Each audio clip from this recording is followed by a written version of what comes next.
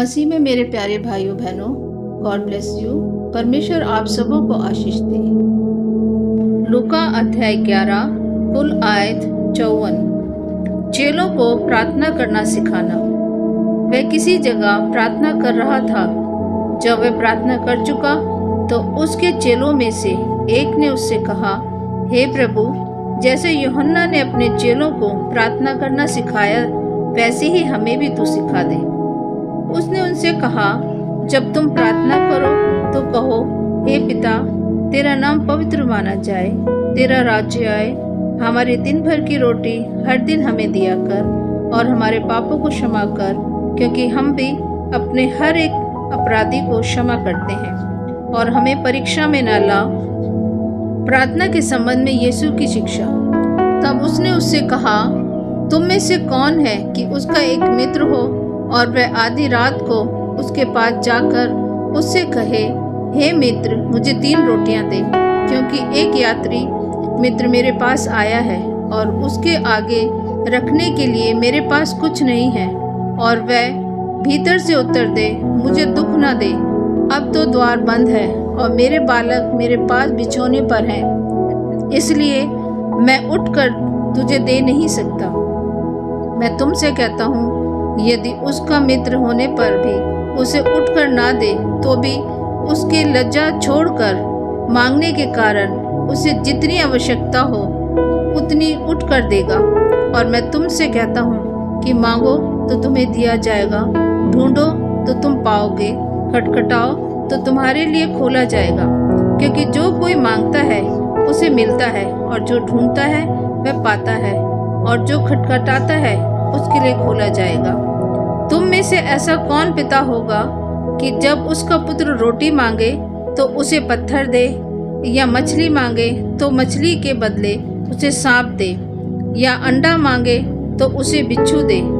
अतः जब तुम बुरे होकर अपने बच्चों को अच्छी वस्तुएं देना जानते हो, तो स्वर्गीय पिता अपने मांगने वालों को पवित्र आत्मा क्यों न देगा। यीशु और बालजबूल। फिर उसने एक गूंगी दुष्टात्मा को निकाला। जब दुष्टात्मा निकल गई तो गूंगा बोलने लगा, और लोगों को अचंभा हुआ, परंतु उनमें से कुछ ने कहा, ये तो बालजबूल नामक दुष्टात्माओं के प्रधान की सहायता से दुष्टात्माओं को निकालता है। औरों ने उसकी परीक्षा करने के लिए उससे आकाश का एक चिन्ह मांगा, परंतु उसने उनके मन की बातें जानकर उनसे कहा, जिस जिस राज्य में फूट होती है वह राज्य उजड़ जाता है, और जिस घर में फूट होती है वह नष्ट हो जाता है। यदि शैतान अपना ही विरोधी हो जाए तो उसका राज्य कैसे बना रहेगा? क्योंकि तुम मेरे विषय में तो कहते हो कि यह शैतान की सहायता से दुष्ट आत्मा निकालता है। भला यदि मैं शैतान की सहायता से दुष्ट आत्माओं को निकालता हूँ तो तुम्हारी संतान किसकी सहायता से निकालते हैं? इसलिए वे ही तुम्हारा न्याय चुकाएंगे। परंतु यदि मैं परमेश्वर की सामर्थ्य से दुष्ट आत्माओं को निकालता हूँ तो परमेश्वर का राज्य तुम्हारे पास आ पहुँचा है। जब बलवंत मनुष्य हथियार बांधे हुए अपने घर की रखवाली करता है तो उसकी संपत्ति बची रहती है, पर जब उससे बढ़कर कोई और बलवंत चढ़ाई करके उसे जीत लेता है तो उसके ये हथियार जिन पर उसका भरोसा था छीन लेता है और उसकी संपत्ति लूटकर बांट देता है। जो मेरे साथ नहीं वे मेरे विरोध में है, और जो मेरे साथ नहीं बटोरता वो बिखेरता है। अधूरे सुधार से विपत्ति। जब अशुद्ध आत्मा मनुष्य में से निकल जाती है तो सूखी जगहों में विश्राम ढूंढती फिरती है, और जब नहीं पाती तो कहती है, मैं अपने उसी घर में जहाँ से निकली थी लौट जाऊंगी, और आकर उसे झड़ा बुहारा और सजा सजाया पाती है। तब वह जाकर अपने से बुरी 7 और आत्माओं को अपने साथ ले आती है, और वह उसमें बैठकर वास करती हैं, और उस मनुष्य की पिछली दशा पहले से भी बुरी हो जाती है। धन्य कौन है? जब वह ये बातें कह ही रहा था तो भीड़ में से किसी स्त्री ने ऊंचे शब्द से कहा, धन्य है वह गर्भ जिसमें तू रहा, और वह स्तन जो तूने चूसे। उसने कहा, हाँ, परंतु धन्य वे हैं जो परमेश्वर का वचन सुनते और मानते हैं। स्वर्गीय चिन्ह की माँ।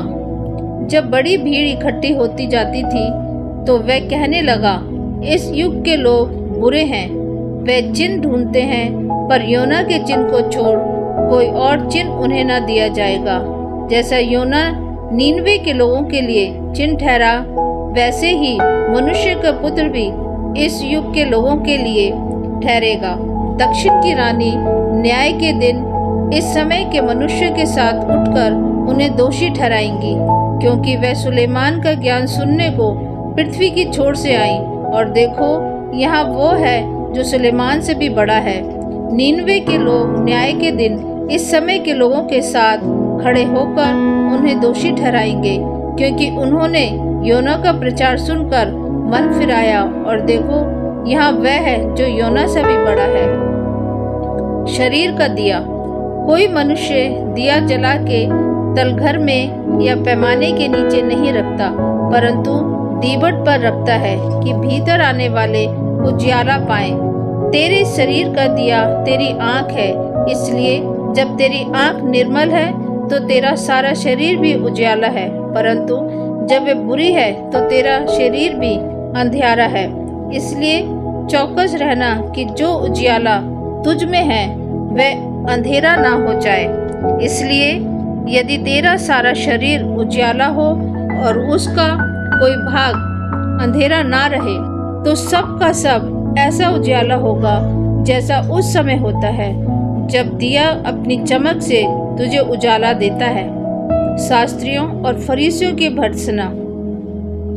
जब वह बातें कर रहा था तो किसी फरीसी ने उससे विनती की कि मेरे यहाँ भोजन कर। वह भीतर जाकर भोजन करने बैठा। फरीसी को ये देखकर अचंभा हुआ कि उसने भोजन करने से पहले स्नान नहीं किया।